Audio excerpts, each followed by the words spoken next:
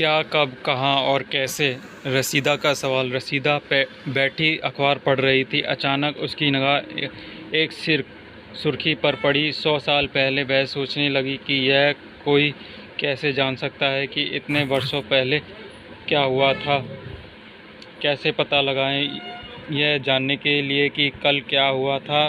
तुम रेडियो सुन सकते हो, टेलीविज़न देख सकते हो या फिर अखबार पढ़ सकते हो। साथ ही यह जानने के लिए कि पिछले साल क्या हुआ था, तुम किसी ऐसे व्यक्ति से बात कर सकते हो जिसे उस समय की स्मृति हो। लेकिन बहुत पहले क्या हुआ था, यह कैसे जाना जा सकता है? अतीत के बारे में हम क्या जान सकते हैं? अतीत के बारे में बहुत कुछ जाना जा सकता है, जैसे लोग क्या खाते थे, कैसे कपड़े पहनते थे, किस तरह के घरों में रहते थे। हम आर्किटेक्टों, पशुपालकों, कृषकों, शासकों, व्यापारियों, पुरोहितों, शिल्पकारों, कलाकारों, संगीतकारों या फिर वैज्ञानिकों के बारे में जानकारियाँ हासिल कर सकते हैं। यही नहीं, हम यह भी पता कर सकते हैं कि उस समय बच्चे कौन से खेल खेलते थे, कौन सी कहानियाँ सुना करते थे, कौन से नाटक देखा करते थे, यह फिर कौन कौन से गीत गाते थे, लोग कहाँ रहते थे। नर्मदा नदी का पता लगाओ। कई लाख वर्ष पहले से लोग इस नदी के तट पर रह रहे हैं। यहाँ रहने वाले आरंभिक लोगों में से कुछ कुशल संग्राहक थे जो आसपास के जंगलों की विशाल संपदा से परिचित थे। अपने भोजन के लिए वे जड़ों, फलों तथा जंगल के अन्य उत्पादों का यहीं से संग्रह किया करते थे। वे जानवरों के अखेट भी करते थे। तुम उत्तर पश्चिम की सुलेमान और किरथर की पहाड़ियों का पता लगाओ। इसी क्षेत्र में कुछ स्थान हैं जहां लगभग 8000 वर्ष पूर्व स्त्री पुरुषों ने सबसे पहले गेहूं और जौ जैसी फसलों का उपजाना आरंभ किया। उन्होंने भेड़, बकरी और गाय, बैल जैसे पशु को पालतू बनाना शुरू किया। ये लोग गांव में रहते थे। उत्तर पूर्व के गारो तथा मध्य भारत के विंध्य पहाड़ियों का पता लगाओ। ये कुछ अन्य ऐसे क्षेत्र हैं जहां कृषि का विकास हुआ, जहां सबसे पहले चावल उपजाया गया। वे स्थान विंध्य के उत्तर में स्थित है।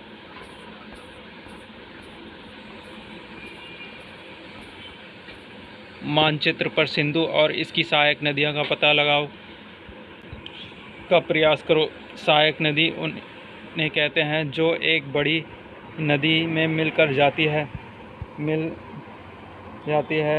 लगभग 4700 वर्ष पूर्व इन्हीं नदियों के किनारे कुछ आरंभिक नगर फले फूले। गंगा व इसकी सहायक नदियों के किनारे तथा समुद्र तटवर्ती इलाकों में नगरों का विकास लगभग 2500 वर्ष पूर्व हुआ।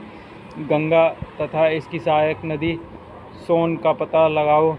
गंगा के दक्षिण में इन नदियों के आसपास का क्षेत्र प्राचीन काल के मगध, वर्तमान बिहार में के नाम से जाना जाता था। इसके शासक बहुत शक्तिशाली थे और इन्होंने एक विशाल राज्य स्थापित किया था। देश के अन्य हिस्सों में भी ऐसे राज्यों की स्थापना की गई थी। लोगों ने सदैव उपमहाद्वीप के एक हिस्से से दूसरे हिस्से तक यात्रा की। कभी कभी हिमालय जैसे ऊंचे पर्वतों, पहाड़ियों, रेगिस्तानों, नदियों तथा समुद्रों के कारण यात्रा जोखिम भरी होती थी। फिर भी ये यात्रा उनके लिए असंभव नहीं थी। अतः कभी लोग काम की तलाश में तो कभी प्राकृतिक आपदाओं के कारण एक स्थान से दूसरे स्थान जाया करते थे। कभी कभी सेनाएं दूसरे क्षेत्रों पर विजय हासिल करने के लिए जाती थी।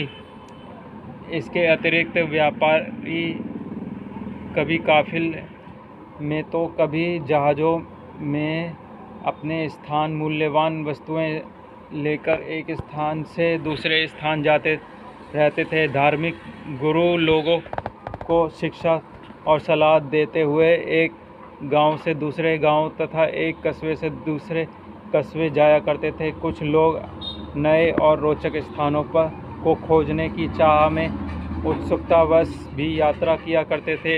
इन सभी यात्राओं से लोगों को एक दूसरे के विचारों को जानने का अवसर मिला।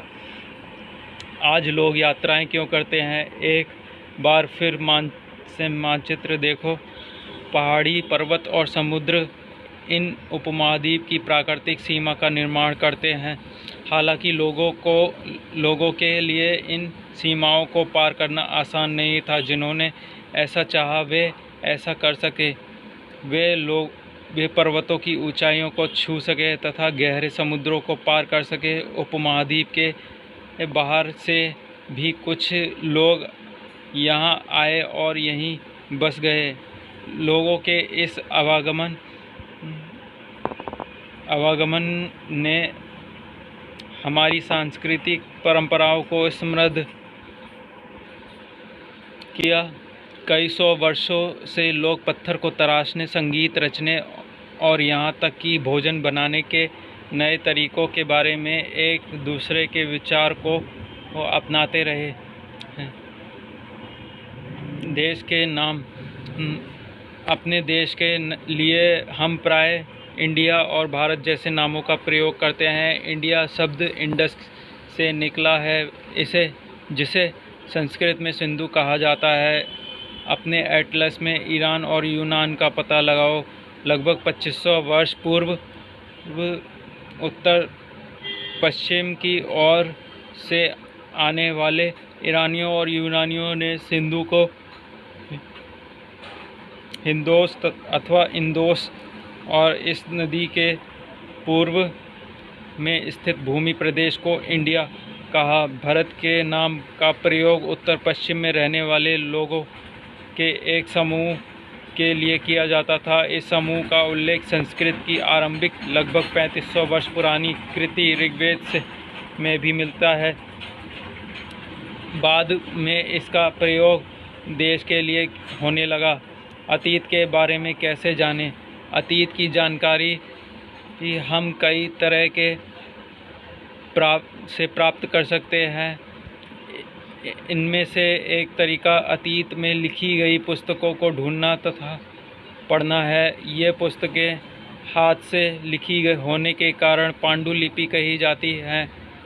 अंग्रेजी में पांडुलिपि के लिए प्रयुक्त होने वाली मैन्युस्क्रिप्ट शब्द लैटिन शब्द मैन्यू, जिसका अर्थ हाथ है, से निकला है। ये पांडुलिपियाँ प्राय ताड़पत्रों अथवा हिमालय क्षेत्र में उगने वाले भुर्ज नामक पेड़ की छाल से विशेष तरीके से तैयार भोजपत्र पर लिखी मिलती है।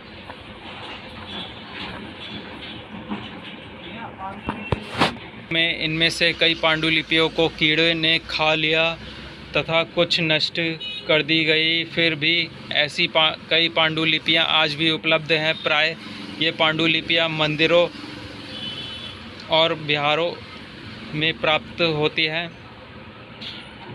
इन पुस्तकों में धार्मिक मान्यताओं व व्यवहार राजाओं के जीवन, औषधि तथा विज्ञान आदि सभी प्रकार के विषयों की चर्चा मिलती है।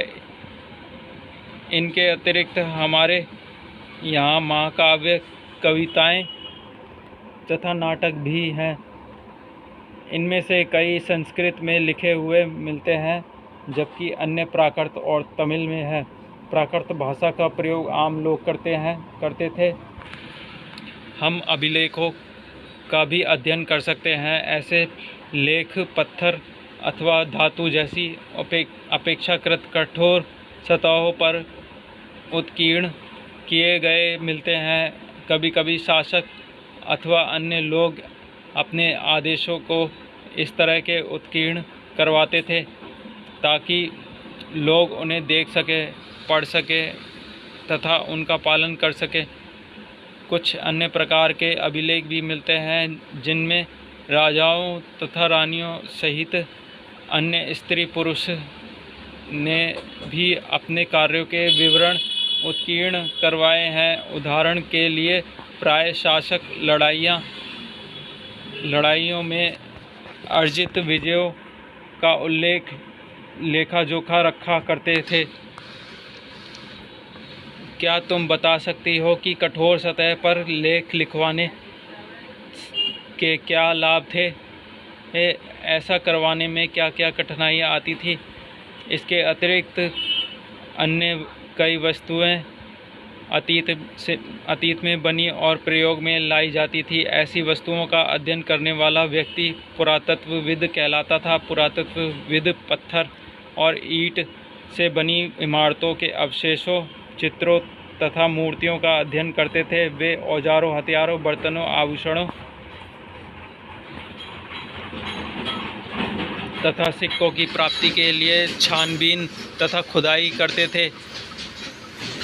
इनमें से कुछ वस्तुएं पत्थर, पक्की ईंट, मिट्टी तथा कुछ धातु की बनी हो सकती थी हैं।